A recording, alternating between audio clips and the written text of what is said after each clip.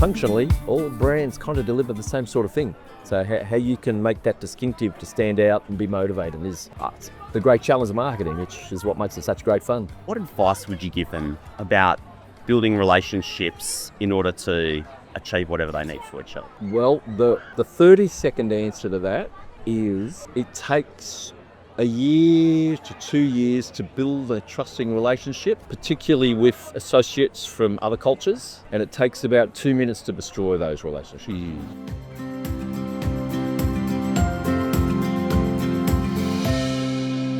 G'day and welcome to Global Horizons. I'm your host Rob Malicki, coming to you today from Garriggle Land in Sydney. I'm actually sitting on the shores of the magnificent Balmoral Beach. For those who know it, you know exactly what I'm talking about. It's a sparkling morning in Sydney. And my guest today, I might open it up with a little bit of a story. At the last AIEC conference, I was standing at the food buffet, picking up a little cake mid-afternoon, and I looked across the table and I saw a gentleman standing there and his name tag said Rick Chapman. And I said, oh my God, it's Rick Chapman. Rick, welcome to Global Horizons. Thanks, Rob, and it was a very amazing way to meet because I certainly knew of you, of course, around the tracks, and so finally to connect face to face and be able to say g'day and get to know each other a bit was terrific. It was funny, wasn't it? Because it's one of the things, I've seen your name for so many years and heard your name for so many years, and like you were the same. So we shook hands and went, oh my God, so good to finally meet you. And that's, I guess, the beauty of that AIC situation, isn't it? Yeah, I think it is because it's such a great vehicle, I guess, for connection, to get to know people in the industry and people that you know of or maybe know a little bit about, or you know them a little bit, but the chance to really get together, you know, with a common purpose, common cause, and just be able to catch up in that way with so many people, it's just terrific. So you're obviously in international education recruitment, but your background before getting into higher ed was in something very different in the marketing space. You were the marketing manager in Australia for Guinness. Indeed I was during that. Can we start there? Yeah, I'd love to. That kind of going back, I suppose, nearly 30 years ago now, because my career in marketing started, and the first half of my career, or probably 2/3 of it, was in what you would call the consumer marketing world, fast-moving consumer goods. And for 7 years of my life, I was off to work for Guinness, which as a marketer is like a dream, because, you know, consumer marketing is all about brands. But what's here?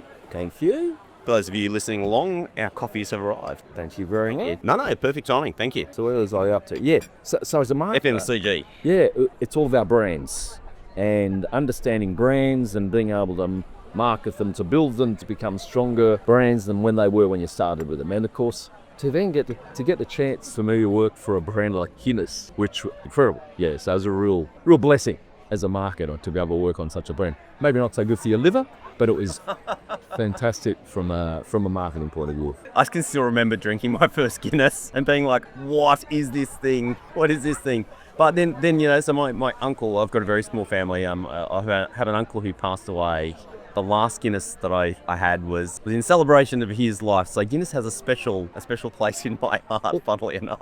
Yeah, and Rob, that sort of moment when people have a Guinness is so common because it's this amazing brand in so many ways, not least of which is in terms of when do people drink it? Well, it's at those special moments with friends where they want to be with those friends or those acquaintances to just talk. Incredible brand in that way. The other amazing thing about it is it's this brand, and I don't know any other. Everybody loves it. Everybody knows Guinness. And as soon as whenever I say I worked for Guinness, everyone will go, wow, that's incredible. But hardly anyone ever drinks it. Isn't that funny? Just, yeah, really, really quite an amazing dichotomy, I suppose. It's true, isn't it? Yeah, I mean, I really enjoy one, but I would only have one every couple of years. Maybe because it is almost an experience, isn't it? Because they're big, they're heavy. Well, certainly that's the perception. Yeah. And you've got kind of different types of Guinness. The one most people know in the Western world is the draft Guinness. Yes, they're right. That, but you know, and the reverence in the pouring of it and all of that stuff. That I think it's mainly a perceptual thing. But then when I think about myself, when I started with Guinness, I didn't drink it before I started working for them. When I started working for them, of course, I became a consumer of the brand. And helps with the numbers, doesn't it, Rick? Helps with the numbers. Did at the time when it was pretty small in Australia, back in the day. And then, and loved it. and realised actually it's a really refreshing drink when you start to become a regular connoisseur of it. And then when I left Guinness 7 years later, except for going back to Ireland or maybe to the UK, I've never had a Guinness between those times. So there you go. Funny how life moves in ups and downs and lefts and rights, isn't it? Well, it is. But yeah, look, it was a privileged time for me as a marketer to work on such a brand in different markets too. Started out with them in Australia and worked on the marketing strategy and its execution. And of course, the other thing about Guinness, everybody loves Guinness for its advertising. That's the other thing about it. And of course, as a marketer, that's another great thing to be able to have all this money to spend on developing and putting ads on air and all of that sort of stuff that are really groundbreaking and really creative. And the key to a Guinness ad was always it had to be breakthrough creative, which is so different to lots of companies who are very conservative in the way they do their marketing. So were you working with agencies there, or were you doing internal stuff too, or a combination? It was all agencies. That was back in the days, Rob, of marketing where the client would develop the brief, tell the agency all about the consumer, who the consumer is, what their motivations are, all of that sort of stuff. We call them personas nowadays, Yep. typical target audience understanding, and give that brief to the agency with the objectives that we had for the business to go and make great advertising for us. Yeah. And then the agency would go away and do it.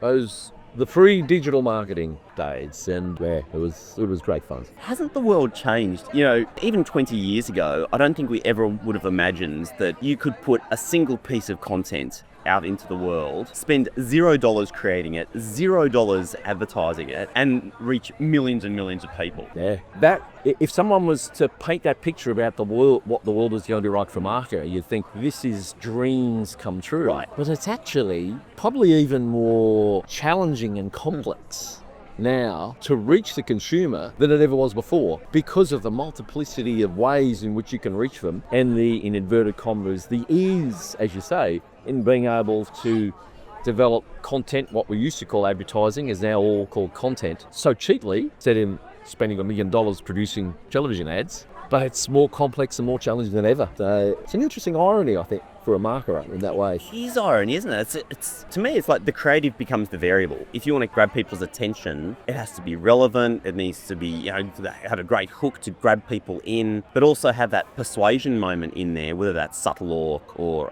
direct. But the creative has become even more critical than ever before. Yeah, and I wonder, Rob, whether in today's world that core challenge of what it is that you say and how you say it in the most impactful way, it's kind of got lost in the ether of all the widgets, all the brilliant new channels we have to get to people through all the growing range of social media channels that are emerging. And so everyone gets all sort of bewitched by that, and the core creative message or the key benefit, however you label it, and the key creative idea is kind of the importance of that has maybe got lost somewhat, I wonder. And because we think we can do it all ourselves, but tell you what, I still believe that expert in agency land, in terms of creative agencies, are vital to help you build that brilliant idea that'll cut through. I got this kind of rule I learnt from Consumer Marketing 101, working for brilliant global FMCG companies around,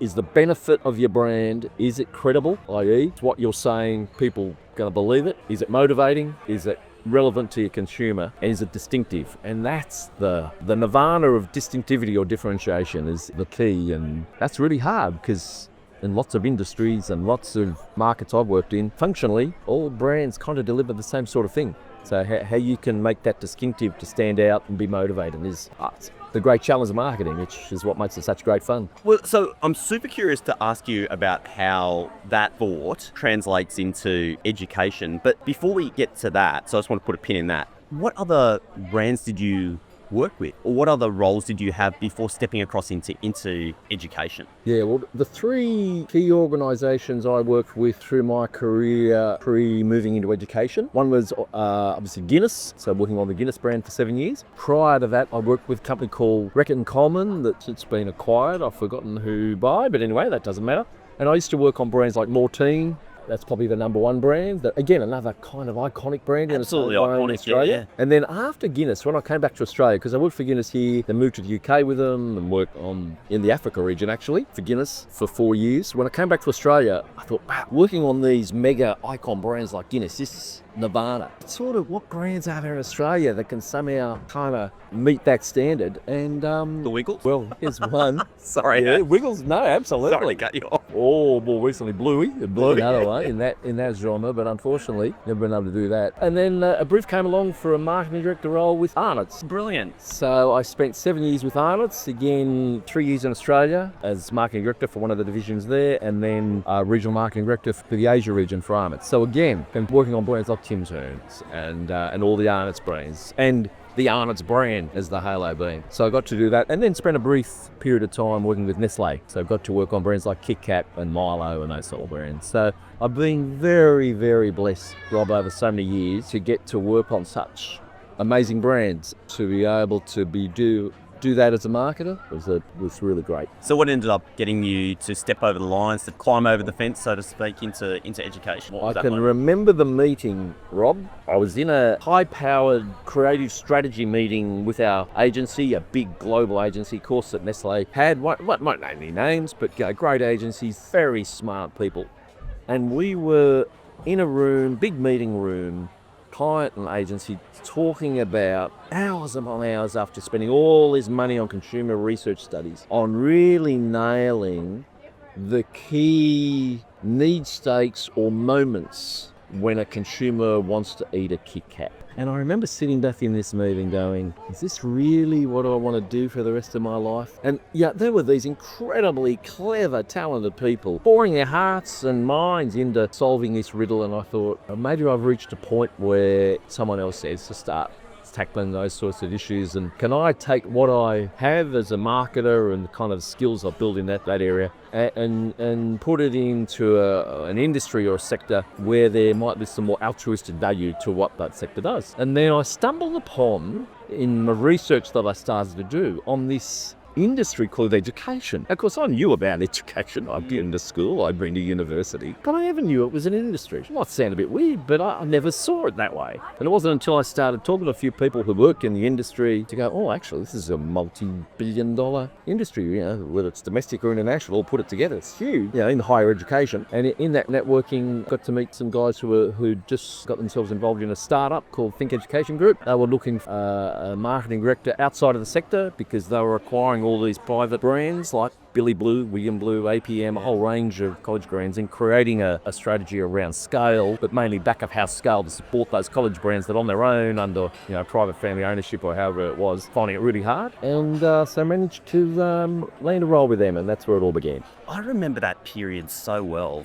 Were they the first to kind of do that in Australia, to really come in and just bring together different organisations under a single banner? I think so. Certainly the first I was aware of. A lot of people listening to this, sorry to cut you off, Rick, but that's right. I just want to put an exclamation mark on this for people who might not have heard it think before, because it's since been acquired and become other things, right? But It was transformative. Such a amazing organisation, and drove a lot of change. Sorry to cut you off. Yeah, and so I was so lucky, Rob, because I came in as group marketing director, I think, and they'd acquired at that stage about 6, maybe 8 college brands across 4 different sectors: health, business, hospitality, design, and brilliant owners. A guy called Anthony Baum was the CEO, who was my first boss in education. Real visionary. He and his partner, a guy called Mark Rohold, real visionaries in the sector about where they wanted to take this business in terms of what it was going to do for students, in terms of it being a new way of providing higher ed applied education for students to get them ready for their career. And it was really exhilarating. And I was so lucky to come in at a relatively senior level as the group marketing director, which meant I was responsible for marketing and recruitment for both domestic and international. So unlike a lot of marketing stroke recruitment people in education, where you're kind of pigeonholed in one kind of quadrant, you're either domestic marketing or domestic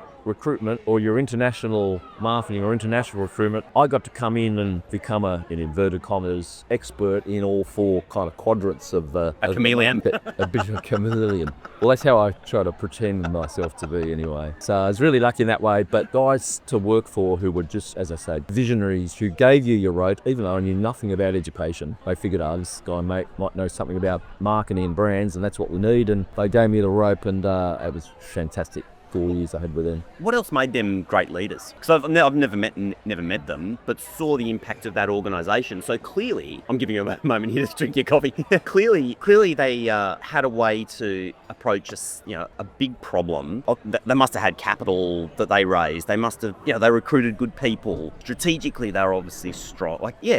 Tell me a little more. And in that way, you've touched on it there, Rob, they were unique for me anyway in terms of leaders because of that need that I never saw. I saw the outcomes of getting investors come in and invest a lot of money to get this business going. And it was big end of town investors that they got. So there was that side of it where you go, wow, they were so skilled in that. In terms of the more traditional view of a leader as an employee, what they offered was this clear vision about where they wanted to take the business and a real trust in their people to be able to deliver on that vision and to really make us all understand what our role was to help in supporting the delivery of that vision. That's where they were brilliant at motivating and engaging you to be able to do it and giving you the rope to get on and get your job done. So yeah, it was true. Let's come back to one thing I just put a pin in, which was the differences, similarities between the fast-moving consumer goods marketing and education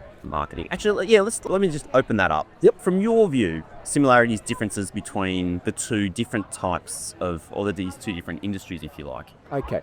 I think that the biggest similarity, even though maybe in when we say education, I'm talking higher education. That's my kind of expertise. That's my expertise within the whole sphere of education. And FMCG, it all involves brands. This is where the differences start. Whether in higher ed, I think it's growing that appreciation of the importance of brands, but whether the sophistication about understanding of brands, perhaps, is far more so in fast-moving consumer goods. And this is where one of the clear differences, I think, between the sectors is the brands in FMCG, an Arnott, a Diageo that now owns Guinness, or a Nestle. The brands are the heart of the business. Yeah, and they are the life and blood of the organisation. So therefore, marketing is the centre of the organisation. Marketing tells manufacturing what products to make. Marketing tells R&D what new products to develop.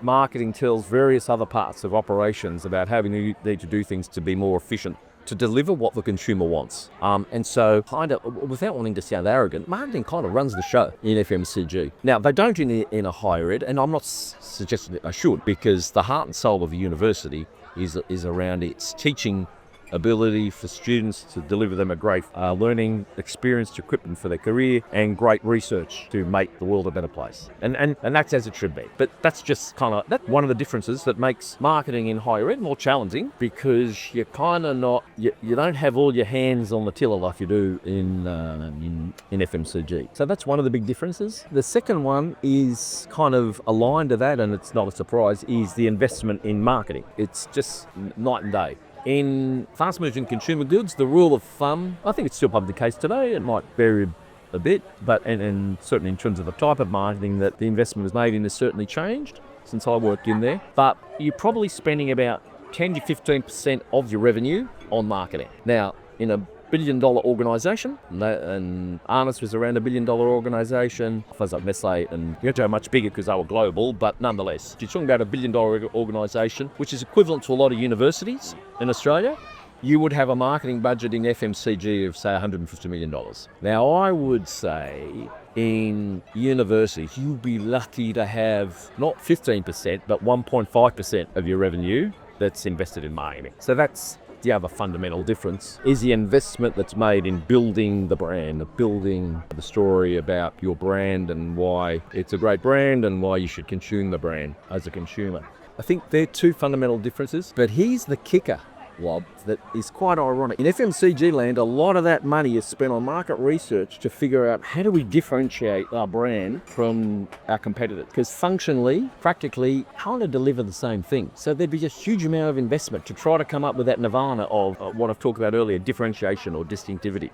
The kicker is, in university land, we have so much to say in terms of what we do and what we provide for prospective students. Now, having said that, there's still a challenge around distinctivity between the brands in universities, but the core things that we do, that we offer to our students, is so monumental compared to a Guinness or a Kit Kat or a Tin Tan. And so I'd say in our sector, we just have so much more to say. And that's the other big difference, as I said. And maybe that's where the opportunity in, the new world of marketing exists, right? Because if you think about it across the institution where you've literally got dozens of different fields of study, you've got, and even within fields of study, you've got researchers working on this little problem and that little problem. And in fact, all of those are story opportunities that help to maybe not tell a whole brand story, but certainly can go and grab those smaller pockets of, I'm saying consumers in inverted commas there, but potential prospective students, consumers of education.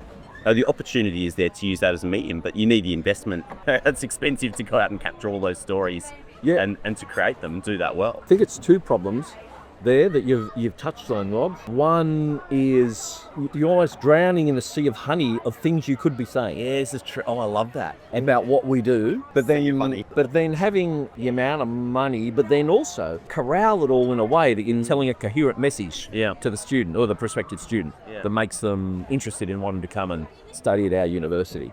So they're the challenges. And where I work, mate, I am amazed every day at just the passion and the capability of what our academics do, whether it's in the way they teach the students, the research they're doing, the problems that they're working on to solve for humankind. It sort of sounds a little cliche-ish, I suppose, but being a newcomer, particularly the university industry, because I've only worked in the university for 6 years. Now, I've worked in the sector for 15 years, but before that it was all in private or consulting or whatever. And so it's mind-boggling to see the capabilities that in a university and the passion and the importance of what is being done. It's incredible, and I wonder if sometimes people are working in the sector for a long, long time, you have less sight of that, because it is incredible what we do. Rick, what do you think higher education, and we could talk about this as marketers, but even more broadly, higher education institutions could learn from the fast-moving consumer goods industry? I'll just leave it at that. What do you think we could learn to do it better, to do what we do better? So brand being one of them. Couple of areas maybe, Rob. Sorry, and maybe I'll can I just put another thought in there as well, because when I see higher education campaigns, for example, if we're talking marketing, and often, an institution will say, oh, well, we're defining our values, and we're human and we're forward thinking, and I don't know, these things are so vague and ephemeral. It's very hard for someone to kind of attach onto that. Yeah. Okay. Whereas, Kit Kat, take a break. Have a Kit Kat, or Mortine, Louis LaFleur. Yeah. Louis was Mortine, wasn't he? Yeah. These really concrete little things that we can grab onto. Yeah, or the Nike switch, all of that sort of stuff. But I'm not suggesting that higher ed should be that, but it's an interesting point you make there, and that's one thing around brands. I think one is getting a great appreciation of what a brand is and what key brand strategy elements are, I guess, is one area. But I want to preface it though by saying, Rob, I'm not an overseer of, having seen how marketing works in all universities across Australia, and so being a critique of the industry. That's not me at all.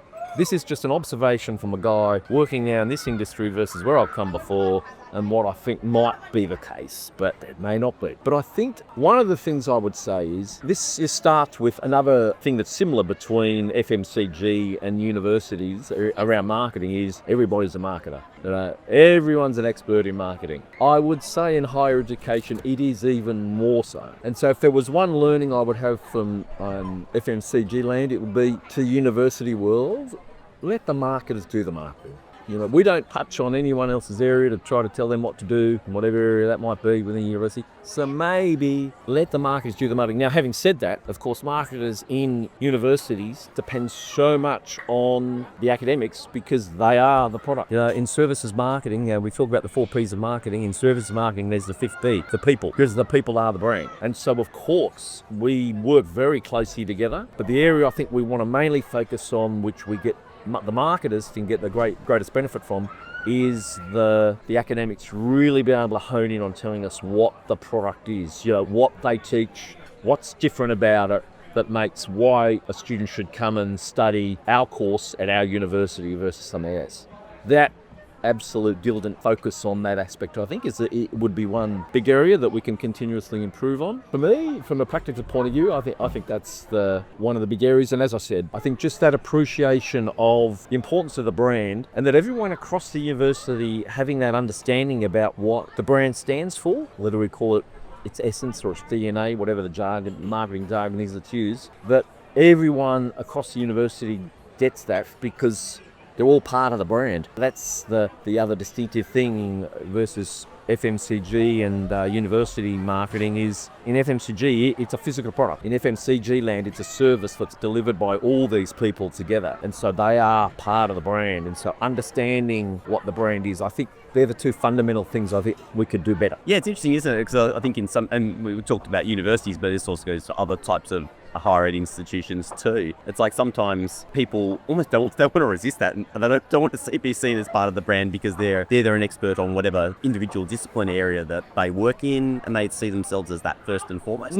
which is fine too, because it's absolutely can be two kings at once. But it does present an interesting set of challenges for those of us who want to, whose role is to communicate about what we do. Actually, let me just broaden this a little bit more, because one of the things that I'm thinking about a lot at the moment is the broader challenge that Australian higher education seems to have, which is around, because we hear this thing about social license. Yep. Yeah, we've lost our social license. But just like you're saying, like, look at the impacts that we're having on our country, on the people that we educate, on the economy. And yet, higher education, universities, private providers, but are getting by the media saying that we've lost our social license. Yet we're creating all this positive impact. So somewhere in there's like a story that's not being told effectively enough to convince the general population that we're a core of this freaking country. So what do you think higher education in general could be doing better in communicating the value of what we do? Well, let me start by saying, Rob, if I had that answer, I wouldn't be working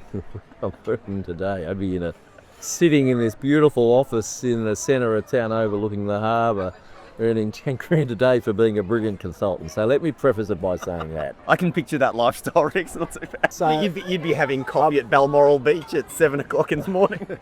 Oh, shh, don't tell anyone where we are. So let me kind of give some pointers to an answer, maybe. And I know people like Phil Honeywood and people are working on that every day because they get that problem. Is we've got different parts of our industry, like that's different, and sometimes different parts get attacked, Today it's universities, tomorrow it's TAFE, private vet, the next up. Kind of the common voice across the whole sector that we can be more unified with maybe is one part to start on. But I think everyone jumps to we need better lobbying, we need better PR, that's it. Let's go ahead and do that and find a PR agency, blah, blah, blah, blah. I think it's deeper than that. I think it's building that unified, clear understanding about what are the 2 or 3 big ticket things that we do that change lives magnificently for the better, and really honing in on getting that story in shape better. I'm not sure, maybe it's because I've missed it, but I haven't seen that story told in that succinct way. And maybe that's where you start. And of course the other problem is, and I don't want to stray into kind of political stuff here, but having friends on either side of the chamber is a challenge for us. As an industry, for whatever reason, it's happened and evolved over the years, so that's a challenge in itself. And so maybe having some really expertise in that area about how to manage the political environment better. But of course we've got someone like Phil Honeywood who's a real expert in that area, so we've probably got that already. So maybe it's about the story we tell, spending a lot more time crafting that story, but because it's a killer story to be told about what we do. Yeah, it's almost coming back and just whatever example you're giving. Researchers create incredible vaccine that's going to save 100 million lives.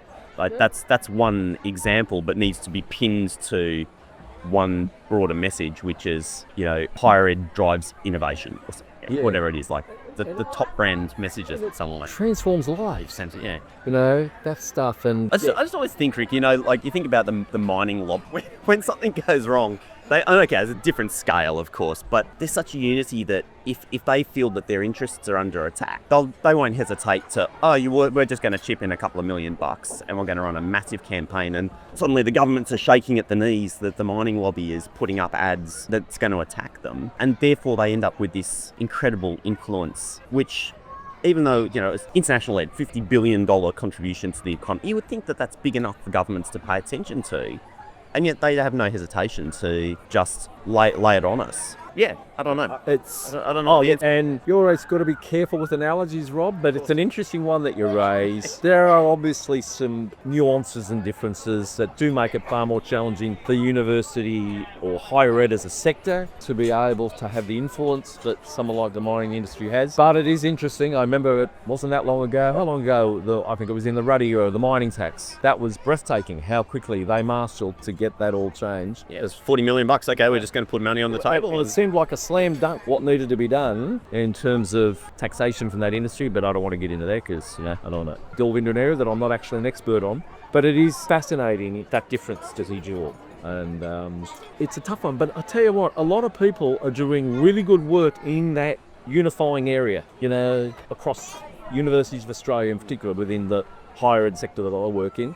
There's a lot of good work being done in that area, but it's a challenge. So I moved to talk a lot about the sort of domestic landscape here and brand and the like, but obviously you're on the international side of things. How do you think Australian education, the perception has changed over time, and at the time that you've been in it, from the time you stepped in with Think to where we are now, so over the course of a sort of decade or so?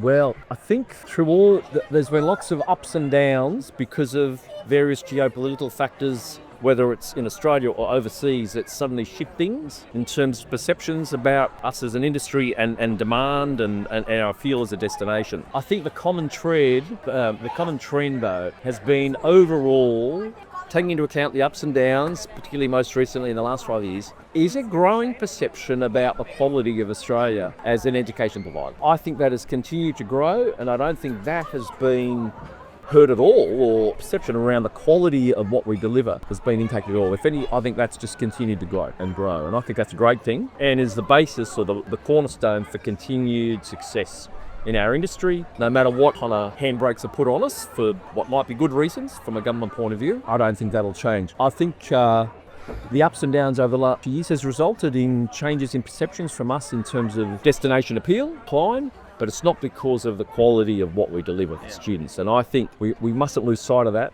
and we've got to maintain the focus on that, because that's what will ride us through. The quality of what we do, the quality of our brands is better than ever, and that's a great thing.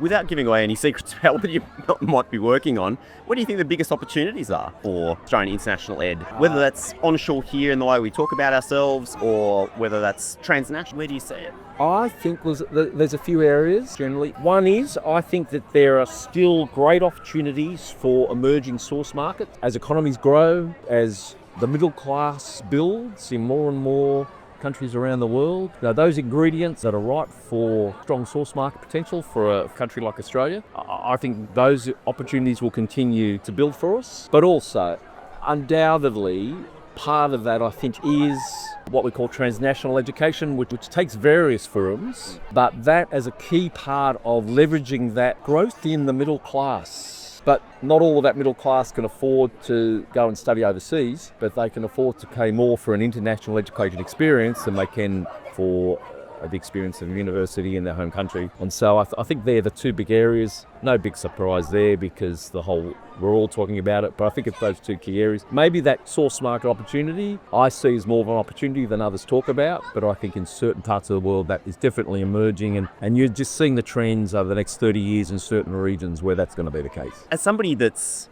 worked not only across different sectors but has worked internationally, if you were to give some advice to somebody coming into international ed to begin with about building relationships, because you've done it everywhere, what advice would you give them about building relationships in order to achieve whatever they need for each other? Well, the 30-second answer to that is it takes a year to 2 years to build a trusting relationship, particularly with associates from other cultures, and it takes about 2 minutes to destroy those relationships. So understanding culturally your associates from other countries, understanding their needs, that's kind of, consumer marketing type speak, but understanding what they're looking for, what their needs are, is paramount to building trusting relationships that creates that win-win versus we'll take whatever we can from here, there, or everywhere else. So building those trusting relationships and really treasuring the importance of them and respecting those relationships so that you don't do anything that can destroy them, but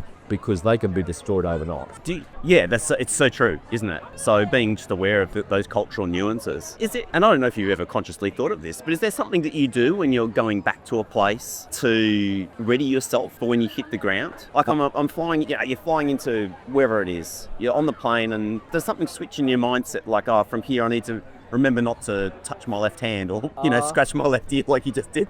It's not so much that. I guess it's more of a personal level. What I try to do is to make sure, and this will sound really basic, but it's kind of what I do is, in terms of that switch on, is whoever I'm meeting, make sure I know what we were talking about the last time I met them, and to pick it up from there, which I think is a sign of the respect that you have for the relationship. And that sounds trite maybe, but when you've got hundreds of relationships all over the world, whether it's with education agent partners, institutional partners, whoever it might be, you build up a lot of relationships. So, and my memory fades as I get older, Rob. That's your name, isn't it? Yes. And so that simple discipline of, what did you talk about the last time with your agent partner here? Make sure you're kind of cognizant of that when you meet them again, to pick up from that. That sort of stuff for me is kind of the switch on thing that I focus on. Is that just like a mental Rolodex for you? Would you have something where you after you finish conversations, is there to take a note? And I'm gonna come write down that word, mental Rolodex, because if that could be applied to my brain, I'll say, yeah, I think you're being very, very generous towards me in describing it that way. But for want of a better word, yeah, that's pretty much it. Yeah, it's interesting, isn't it? Because that makes the biggest difference is when I find that enchanting when I reconnect with somebody and they say, oh yeah, last time you were telling me about, I don't know, your dog was crossing the road, I don't know, whatever it is, but that is an enchanting experience, and that definitely layers up a relationship quickly, doesn't it? Yeah, I think it does, Robin. And in this world of ever increasing, digitalisation and all the stuff, all the baggage associated with that, relationships are still the core. Yeah, it's still the key. And it's part of what I love about international education is we all recognise and value the importance of relationships. Because at the end of the day, what we're doing is transforming students' lives. And that's an incredible thing, or common bond, that helps to build great relationships. I reckon that's a pretty good place to wrap up, Rick. It's been awesome chatting with you. I'm really grateful to have had the opportunity to spend a bit of time with you this morning. Thanks for joining me on Global Horizons. It's been great. Really appreciate it, Rob. Awesome. If you've enjoyed this episode of the Global Horizons podcast, consider subscribing to our newsletter. Search for Global Horizons podcast and then just pop in your email address, and that way you will never miss out on all the critical international education news that you need to stay up to date with. This episode has been produced on Garigal Land in Sydney. Our video and audio editor is Len Zamora, and I'm your host, Rob Malicki. Have an awesome day. See you in the next episode.